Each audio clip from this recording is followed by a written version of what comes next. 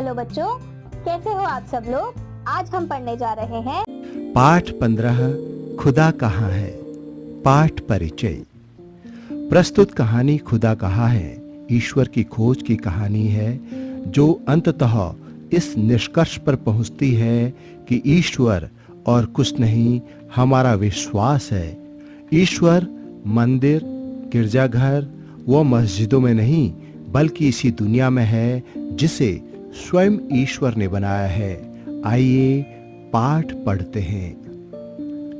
एक नगर के समुद्री तट पर एक कॉफी हाउस था जिसमें देशी और विदेशी यात्री और मल्लाह आराम के लिए रुकते थे और जलपान करने के बाद रवाना हो जाते थे।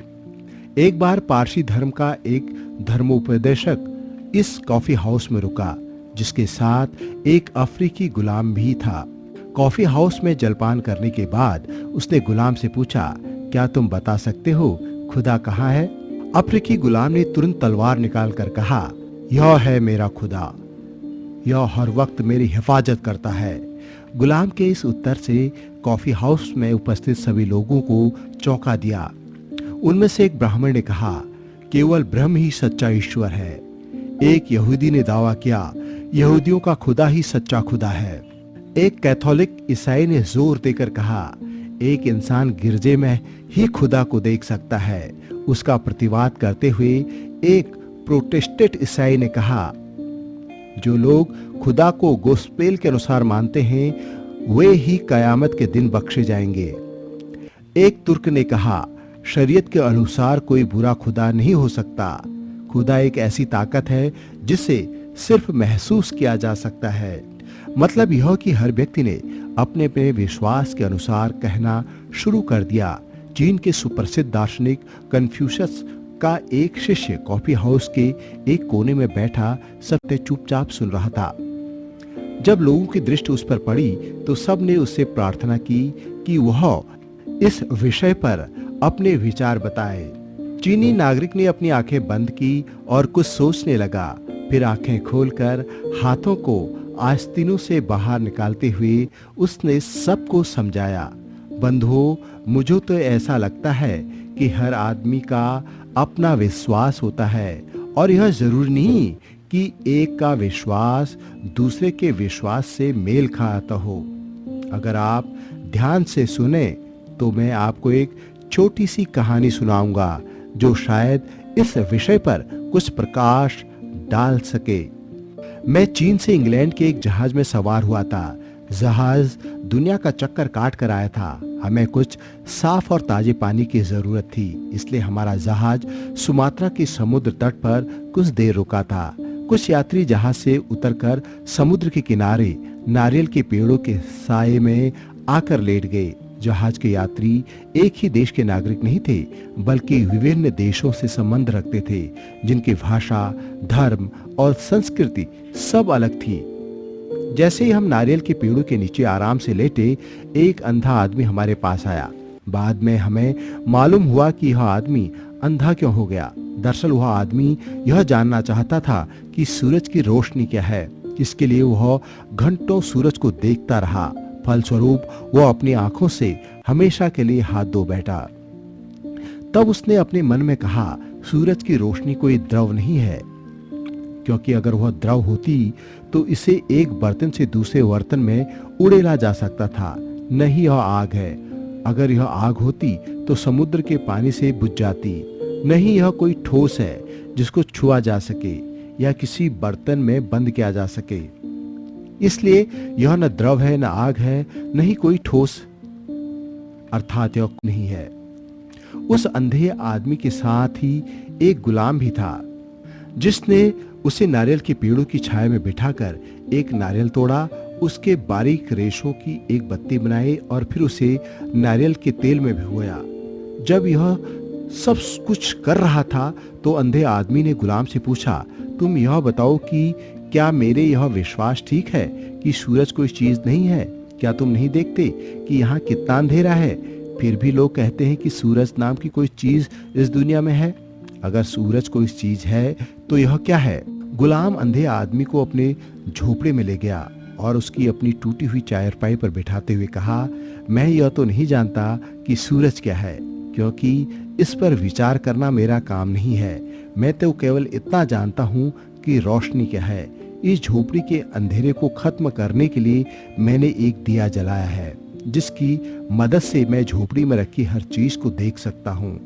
यह है मेरा सूरज। एक लंगड़ा आदमी जो छड़ी का सहारा लिए उस झोपड़ी के सामने से गुजर रहा था, उसने गुलाम की बात सुनी। वो खिलखिला पड़ा।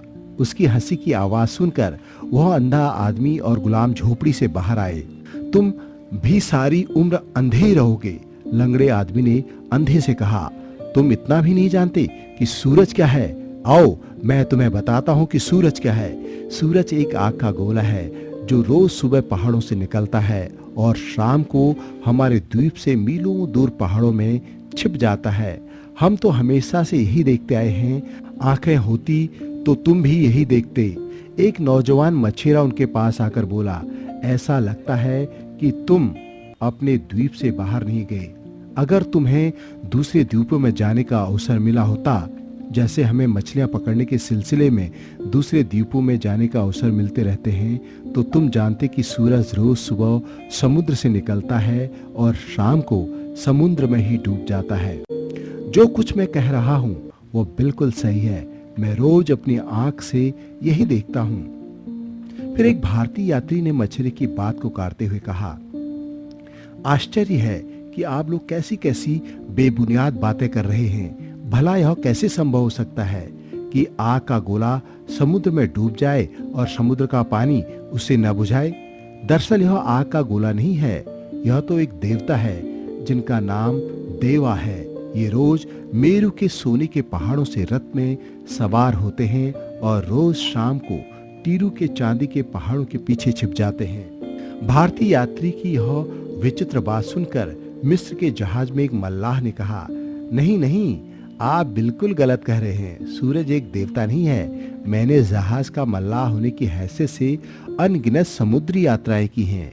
मैं अच्छी तरह जानता हूँ कि सूरज सिर्फ भारत में ही नहीं बल्कि पूरी दुनिया को अपनी रोशनी से रोशन रखता है। यह सिर्फ एक पहाड़ी या द्वीप का चक्कर नहीं लगाता, बल्कि पूरब में जापान के द्वीपों से निकलता है और इंग्लैंड के आसपास के द्वीपों में छिप जाता है।